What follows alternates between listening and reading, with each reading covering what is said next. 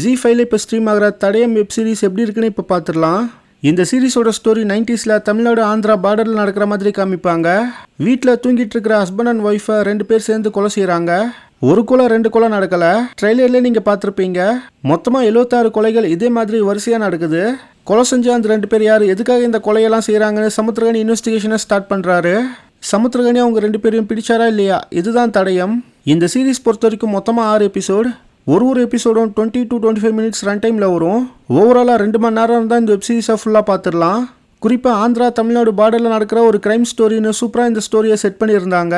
சமுத்திரகனியோட அந்த இன்வெஸ்டிகேஷன் போர்ஷனில் அங்கங்கே நல்லா இருந்தது.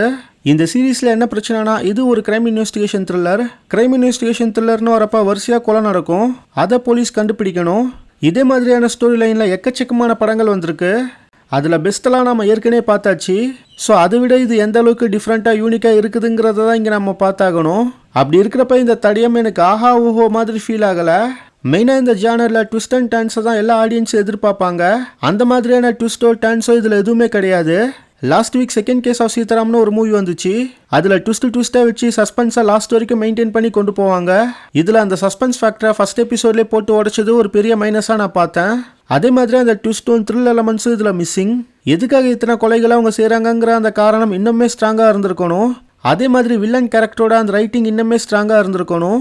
இந்த மாதிரி சில விஷயங்களை சரி பண்ணி ஒரு ஸ்க்ரீன் ப்ளே பண்ணியிருந்தா கண்டிப்பாக இந்த சீரிஸ் ஒரு பெட்டரான சீரிஸாக வந்திருக்கும்.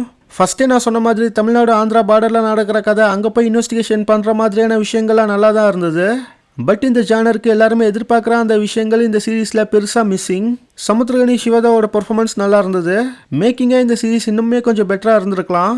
ஓவராலாக அபோ அரஷ் டு ஓகேஷான ஒரு வெப் சீரிஸ் தான் இந்த தடயம். ரத்தம் தெரிக்கிற மாதிரியான சீன்ஸ்லாம் இந்த சீரீஸில் இருக்கு. பட் செக்ஷுவல் கண்டென்ட்லாம் பெருசாக எதுவும் கிடையாது. சும்மா டைம் பாஸ்க்கு ஃபேமிலியோட வீட்டில் 2 மணி நேரத்துக்கு ஒரு கிரைம் த்ரில்லர் பார்க்கணும்னா இதை நீங்கள் ட்ரை பண்ணலாம். பட் ஆஹா ஓஹோ லெவல் எக்ஸ்பெக்டேஷன்ஸ்லாம் இந்த சீரீஸாக பார்க்க வேணாம். ஃபைனலாக பார்த்து முடிக்கிறப்போ ஒரு ஓகேஷான ஃபீலை தான் இது கொடுக்கும்.